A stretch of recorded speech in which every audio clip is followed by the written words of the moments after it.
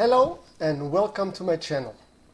In today's video I want to talk about a little bit of my history with motorcycles and also what I'm looking for in my new motorcycle for this project, as well as what research I've done, and at the end you will see which bike it will be.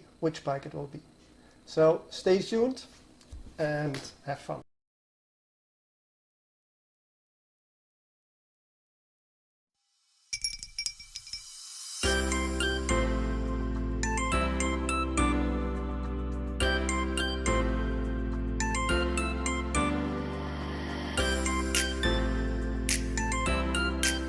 When I was 16, my first motorcycle was at the time Yamaha DT80 MX, which was already an off-road bike or enduro. At the time in Germany I was allowed to drive in the age of 16 a motorcycle, and I drove it with a lot of pleasure because it was the first thing that really gave me a sort of independence, freedom. I could go where I want, whenever I want, so that was nice. I had a couple of motorbikes, including Kachiva Planet 125cc, Kawasaki GTR 1000, which is a big touring motorcycle. I also had Yamaha Yamaha XT600 with an electric start, and currently, or when I started this project, I had 3 motorcycles. I had a KTM 250 SX, which is a strictly motocross motorcycle only for circuits or racetracks, because no lighting, no indicators, and it was a 2-stroke. But I sold this to prepare for the purchase of my electric motorcycle. I currently have 2 motorcycles left. My Kawasaki ZX10, which is, they call it a sports tourer, again a 1000cc 4-stroke, and my Husky Husqvarna TE 610 from 1998, I think. That's the bike which I took last year to ride with a friend of me, the Belgian TED. I'll leave a link to the TED organization, which is Trans-European Trail, in the description below, so you can look it up. We took the bikes with camping gear and everything, and left Amsterdam and went to Belgium.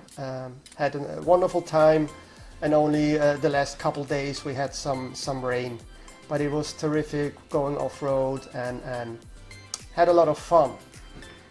So beginning this year I had the idea, because I have 2 dogs, an older German Shepherd, she's 9, and a younger Rottweiler German Shepherd mix, he's 3. That's the one you see on the images of my channel. And it's always heartbreaking when you want to do something like that and you have to leave the dogs behind or put them in a dog pension or something. So it's a little bit limited, and I wanted to take the dog, at least one, with me. I don't think Ida, my German Shepherd, will be able to, since, like I said, she's 9 and I don't see her climbing the motorcycle with her 50 kilos. But Simba is young and very agile, and he has a lot of energy. So I definitely can see him jumping up on the motorcycle and join me on those trips. So, to begin, the thing is, what do I want from this electric motorcycle I want to purchase? Well, I had a I made a list in notes, no, not in notes, in OneNote actually, putting down my ideas, what I'm looking for. And one is, of course, the range with a single charge. Also the charging times, how long you have to wait till you can move on. And that those two combines I call the effective range, because I want to be able to drive 500 or 600 kilometers in a day during daylight, if I want to. Not very likely, because when we did the trip in Belgium, we rode only 200, 300 kilometers a day, had a nice lunch in between and just relaxed. There was no rush, but I want my motorcycle to be able to do that. So that's a big thing. Of course, I want to go off-road, so it has to be, or it should be, able to go off-road. The weight is another thing. The lighter, the better. My Husky is about 150 kilos, I think, even less maybe, fully tanked up and ready to go.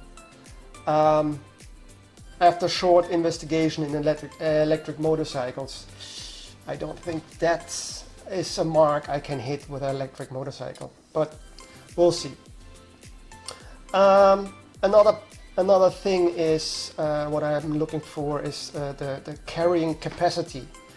The motorcycle needs to be able to handle my weight, let's say 85 kilos. The weight of Simba, which is 45 kilos, last time I went with him to the vet. So that's already 130 kilos. And I guess I need about 100 kilos for tent, dog foods, a little bit of clothes and stuff. So the bike should be able to handle like 230 kilos on top of the bike.